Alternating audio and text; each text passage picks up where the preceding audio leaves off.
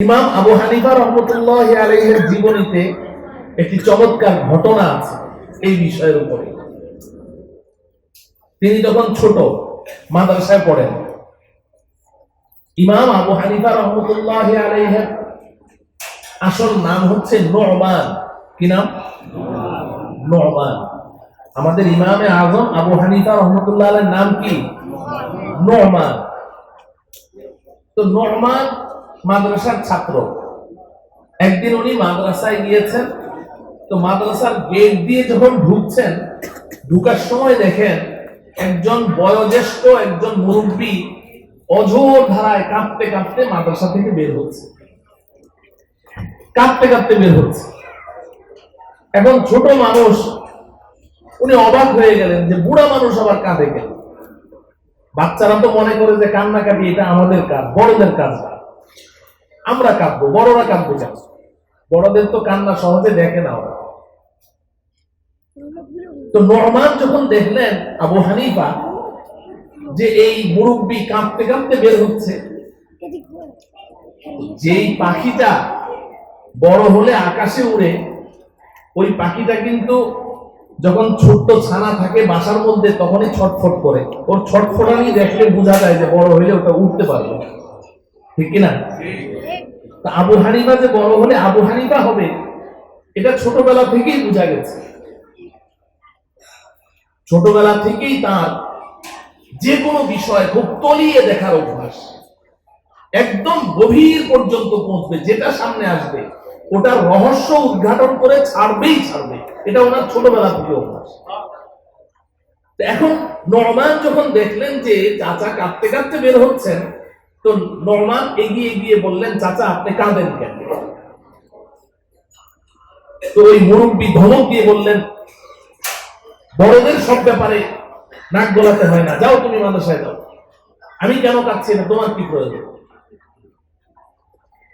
কিন্তু নু'মান নাছোড়বান্দা, চাচা একটু বলেন না কেন কাঁদেন, কি হয়েছে আপনার, কেন কাঁদছেন?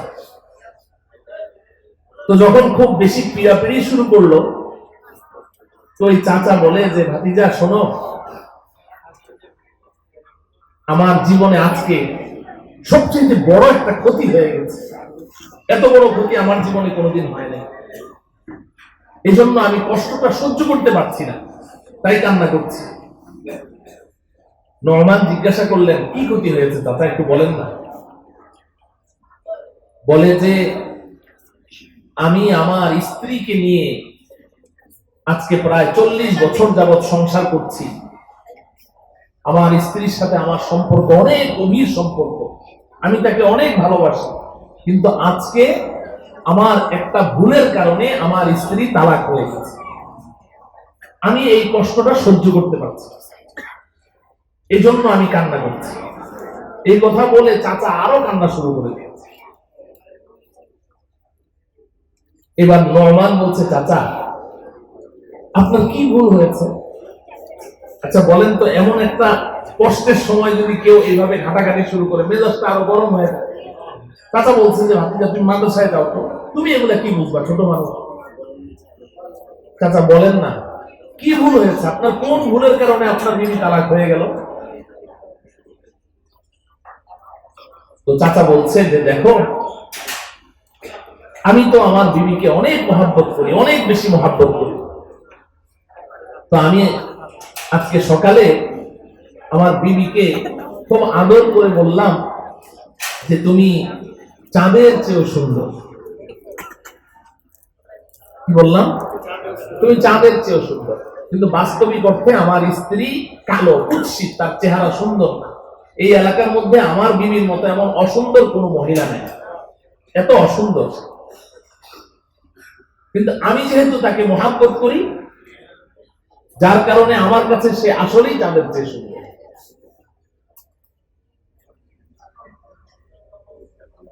তা আমি যখন আমার বিবিকে এই কথা বললাম যে তুমি চাঁদের চেয়েও সুন্দর, তার মাইন্ডে লেগে গেল, সে সাথে সাথে কান্না শুরু করে দিল।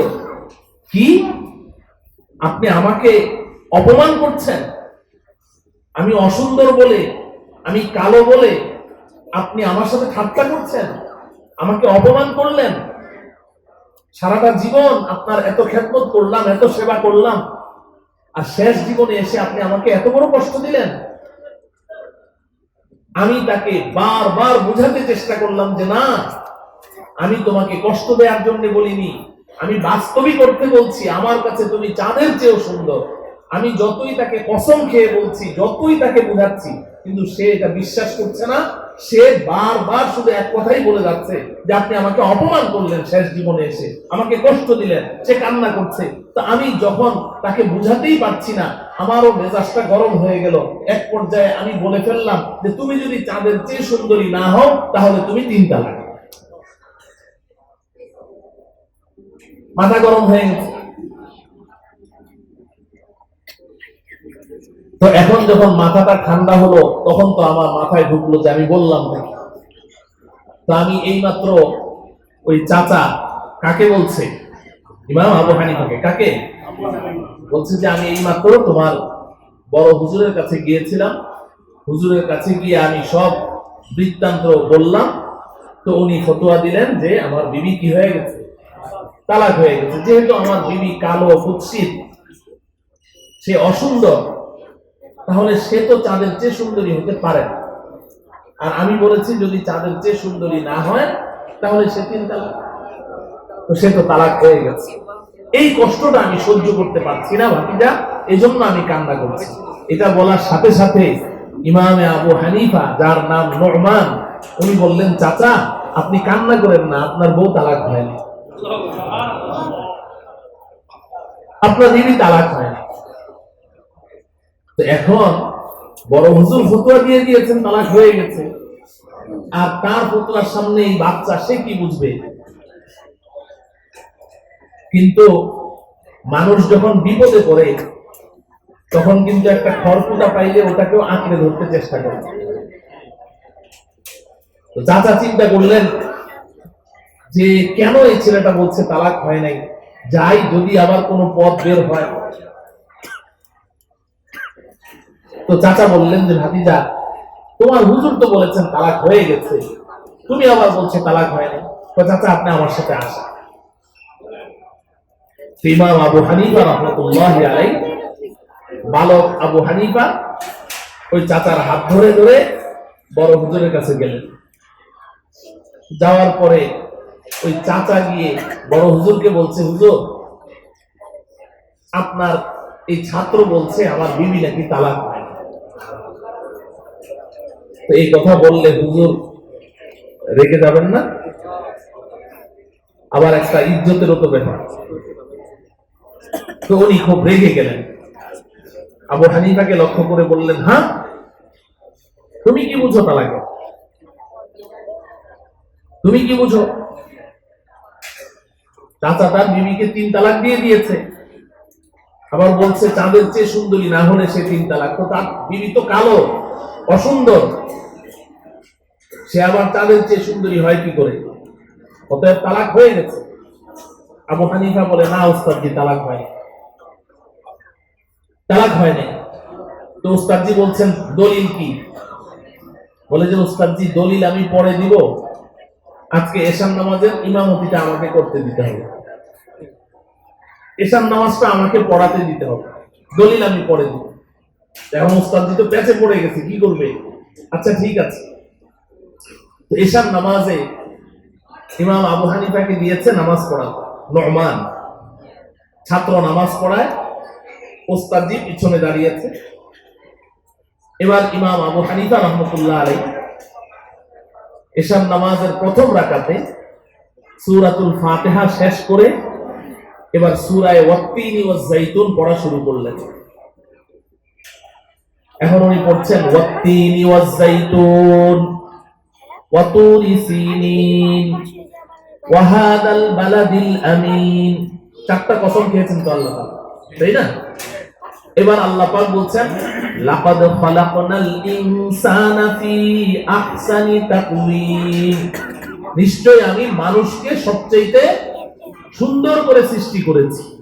তো ইনসান শব্দের অর্থ তো মানুষ, কিন্তু ইমাম আবু হানিফা তিনি ইনসানের জায়গায় তিনি ইনসান না বলে বলছেন লাকাদ খালাকনাল কমারা ফি আহসানি তাকওয়িম। ওই ইনসান বলেন না, কি বলেন? কমার। কমার মানে কি? চাঁদ। কমার অর্থ কি? চাঁদ। তো ইমাম আবু হানিফা সামনে পড়তেছে লাকাদ খালাকনাল কমারা ফি আহসানি তাকওয়িম, অর্থ কি? নিশ্চয়ই আমি চাঁদকে সবচেয়ে সুন্দর করে সৃষ্টি করেছি। তো আবু হানিফা যখন লাকাদ খালাকনাল কমারা বলে, উস্তাদজি পিছন থেকে বলে ইনসানা। আবু হানিফা বলে কমারা, উস্তাদজি বলে ইনসানা।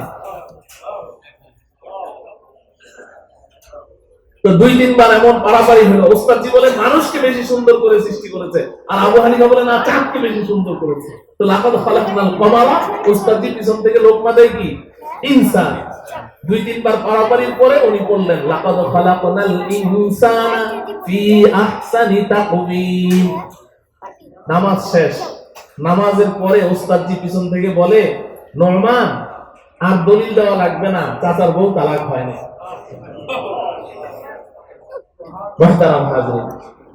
ঘটনা এটা মনে পড়লো তাই বললাম।